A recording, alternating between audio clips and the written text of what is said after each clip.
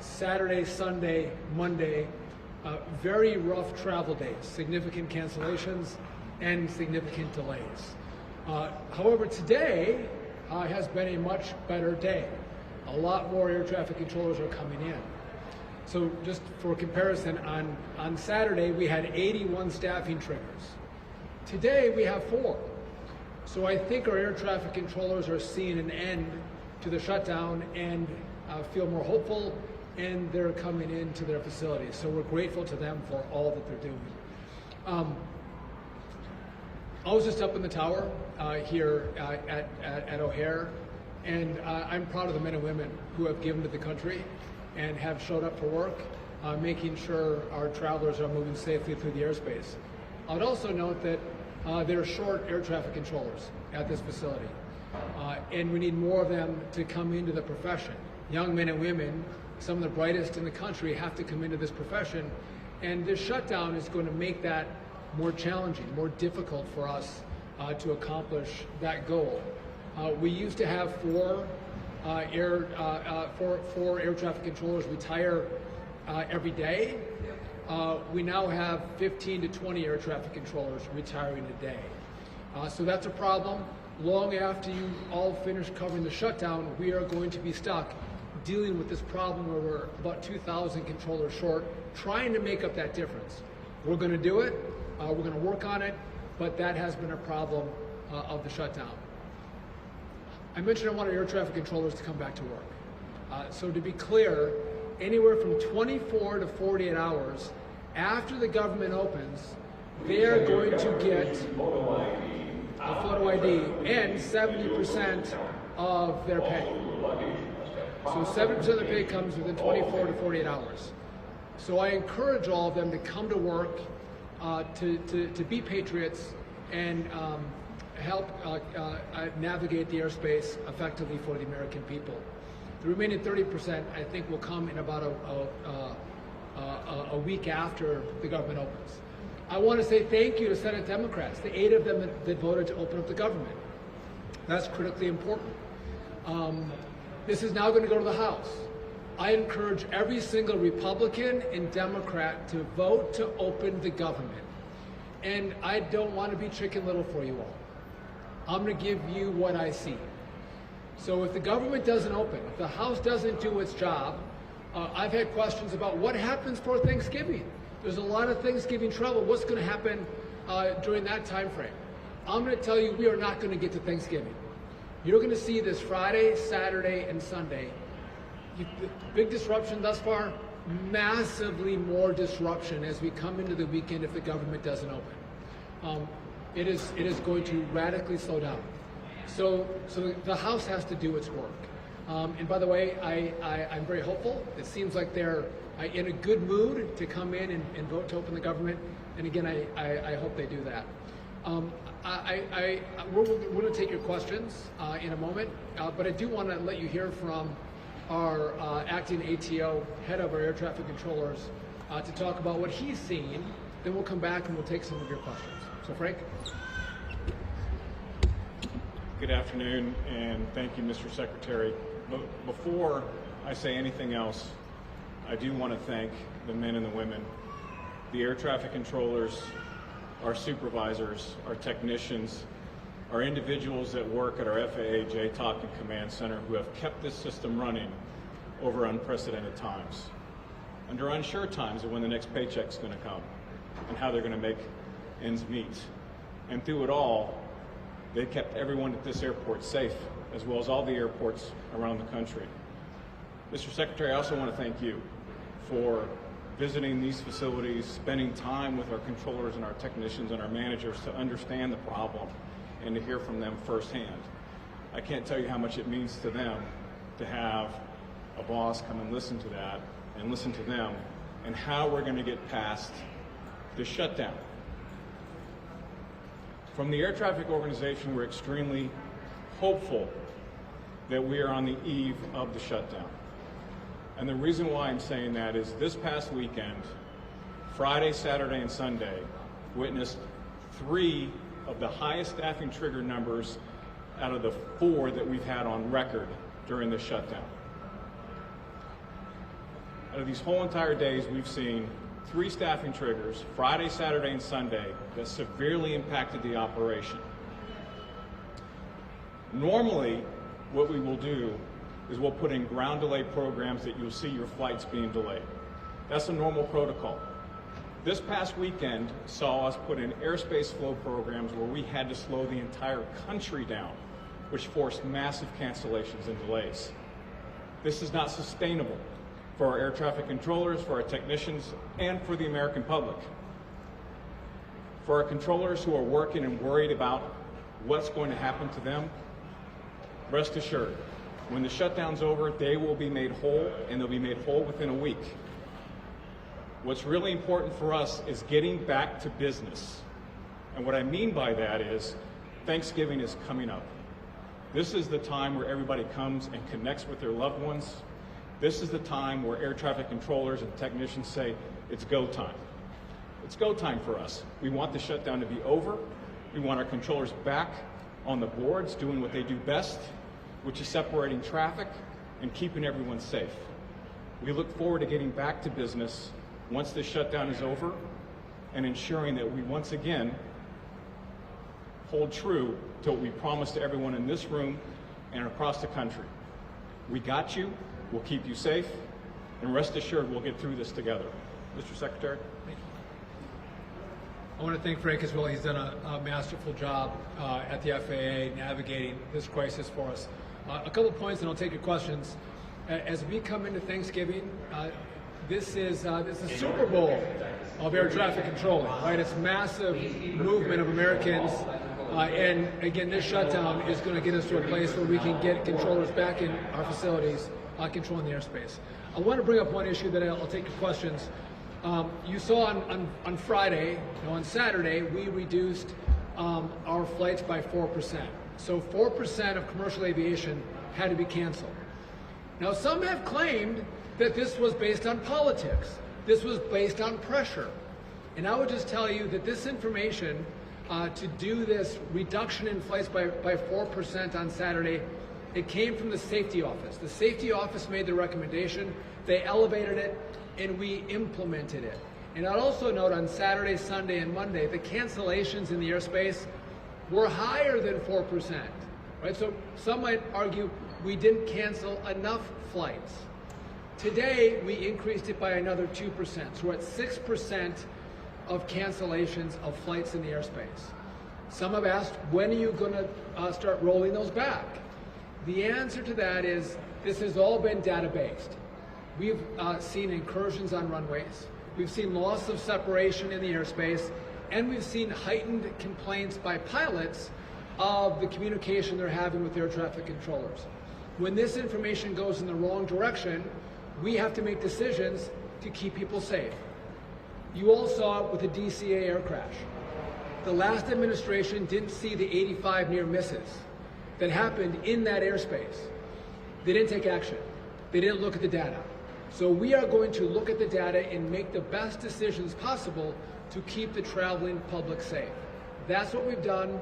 When that data changes, we're going to start taking down from 6, maybe we'll go to 4, 2, and get back to normal air travel. But I want to just clarify what we've done and why we've done it with the reduction of flights. And by the way, I think that by having a system-wide reduction where people and airlines can think through the cancellations, that's far safer than seeing hotspots around the country in random cancellations and delays. It leaves airplanes stuck at certain airports, it leaves crews stuck in other locations. It's way harder to manage. So we think this was the best approach to reduce the risk in the system and improve safety. So with that, happy to take your questions. Yes. I'm Alex Capriello with News Nation. You talked about loss of separation, essentially aircrafts in the sky getting too close for comfort. Can you expand a little bit about what the data shows, how close maybe some of these aircrafts are getting to each other, and then if this were to, God forbid, end in disaster, what you could say the DOT and the FAA is doing to prevent an aircraft fatality or something that really would be catastrophic? Yeah, so we didn't have near misses.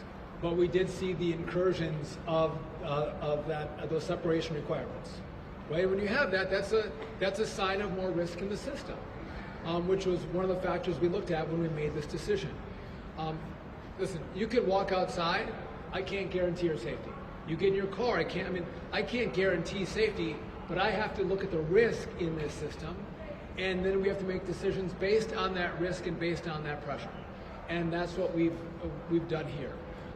And again, it's been a lot of conversations, a lot of analysis, and making the best decisions we can possible with the information we have, the controllers we have. But to be clear, we are concerned about people having flights delayed and having their flights canceled. That's a problem. But that is a secondary problem to safety. Safety is the number one issue. I want you to get safely to where you're flying.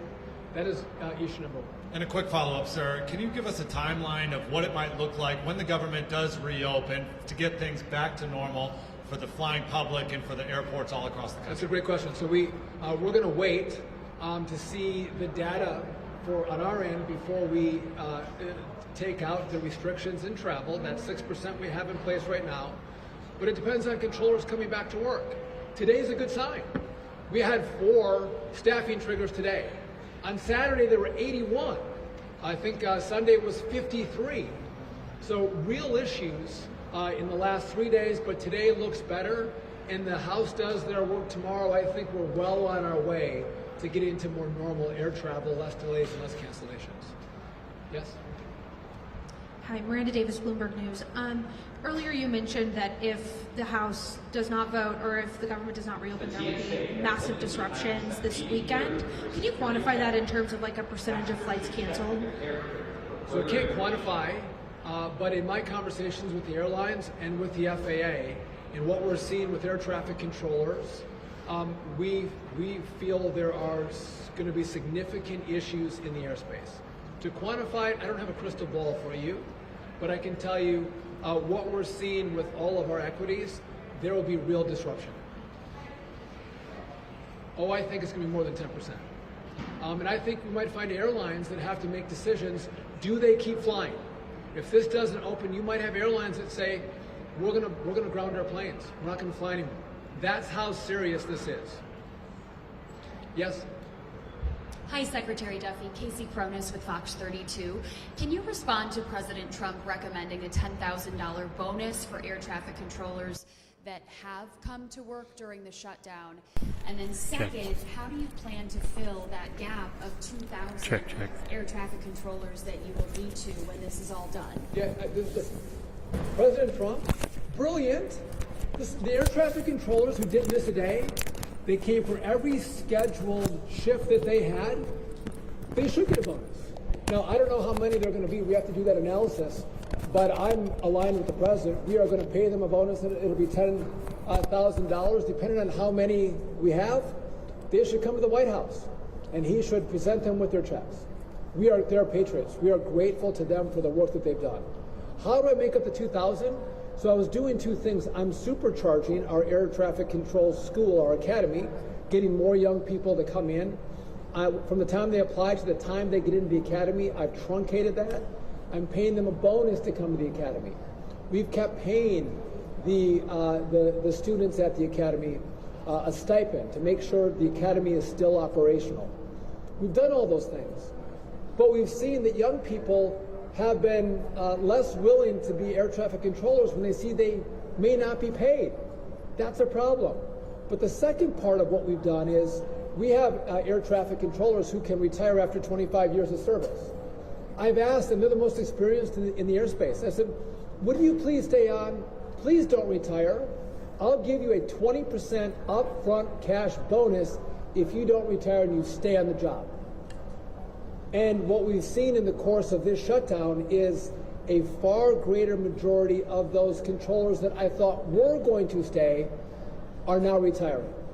So it makes my problem more difficult, it's more challenging, but we are going to get the academy fully operational to get as many controllers into the airspace as possible to make up that differential. Yes? Thank you. Kind of the opposite. The president's also talked about penalizing some of these air traffic controllers who took sick time. So can you talk about what that plan would look like there? Well, my concern is for those air traffic controllers who, before they missed a paycheck and were in the shutdown, they decided on a continual basis not to show up for work. They don't know how long the shutdown was going to be. They hadn't missed a pay period, and they didn't come to work. I'm concerned about those controllers. I'm concerned about their dedication. I'm concerned about their patriotism. And so we haven't made a decision, but we are going to look at those controllers who continually made the decision not to show up for work. And again, we have to look at the data. I will just tell you, I'm trying to bring more air traffic controllers in. I'm not trying to take air traffic controllers out.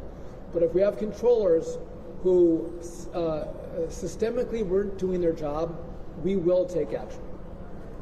Oh, also, Yes. can you? Hi there, Maddie with CBS News. I wanted to ask how quickly will the air traffic controllers get paid once the government reopens? So how quickly will air traffic controllers get paid? So they'll be paid within 24 to 48 hours of the government opening. They'll get 70% of their back pay in that time frame, and then after, the remainder will be made up. I think it's about a week they'll get the remainder of the pay. So very quickly they're going to get money in their bank accounts. By the way, kudos to the Congress for doing this. It's important we get them paid very quickly. By the way, we talk about air traffic controllers. We have technicians in our towers that keep our very, very old equipment operational. They've been coming to work to make sure our equipment works. They've been moving without pay. We have a wide swath of people who are focused on safety. It might be trains, it might be certifying aircraft that have all come to work without pay. We talk about the air traffic controllers today because it impacts people's lives, but a lot of people have gone through long work weeks, haven't got paid. I'm grateful for them. Hopefully get paid if the House does their work. Yes? Hello, Secretary Duffy. Bronan with WJ here in Chicago. You talked a lot about the cancellations and the delays, and I believe there are restrictions in place for the private jets as well. Did you fly here today in a private plane? If you could re-ask your question, I couldn't Sure. hear you over the last. You talked a lot about the delays and the cancellations of the commercial flights, and I believe there are restrictions in place for private planes as well. Did you fly here today on a private plane? Did I fly here on a private? I wish. By the way, had I flown on a private plane, I would not have landed here at O'Hare because we have restrictions at LAX, Seattle, Denver, O'Hare, Boston, Newark, JFK, Atlanta, Dallas. You can't fly a private aircraft into those airports, the top 12. With some small exceptions to that rule, you can't fly in a private aircraft. So no one's flying in here, but for those small exceptions. We've reduced private jet travel or general aviation by 10%, as well as if there are delays in the system, cancellations in the system, we've also put in restrictions that say commercial aircraft take a priority. The private jet travel would have to go to a different airport. So we are prioritizing the commercial traveler, the people who are coming through this airport. Now, I flew in on American Airlines from Wausau, Wisconsin today. I flew on Delta last night from DC. So no, I'm a commercial flyer. Thank you. Just as a quick follow-up to that, I believe there are, I think I saw a figure of 1,700 plus private jets taking off yesterday alone around the country. What do you say to the people here who've been stranded for days in Chicago alone, who maybe don't have the means to fork over hundreds or thousands of dollars to do so? So listen, I'm not at war with private jets. If there's an airport that doesn't have shutdowns and delays and it's not one of my top airports, and they want to fly their private jets out of there, that's fine. Or you want to fly your little Cessna out of there, that's fine too. I'm concerned about the airports that have the major disruption. Right? So I'm not at war with anybody in aviation. I'm just trying to efficiently and effectively navigate the restrictions that we've had with air traffic controllers and make sure that commercial aviation is traveling well throughout the system, which would make sense. I think that's what anyone would do. Yes? Last one, guys. Hey, Patrick with NBC5 Chicago. So just to clarify, you said if the government doesn't reopen, we could see more than 10% delays, and some airlines might even ground planes. Have you talked to airlines about that, or what are you basing that off of? I'm going to tell you that in the information that I have, you have significant disruption where you may find airlines that stop flying.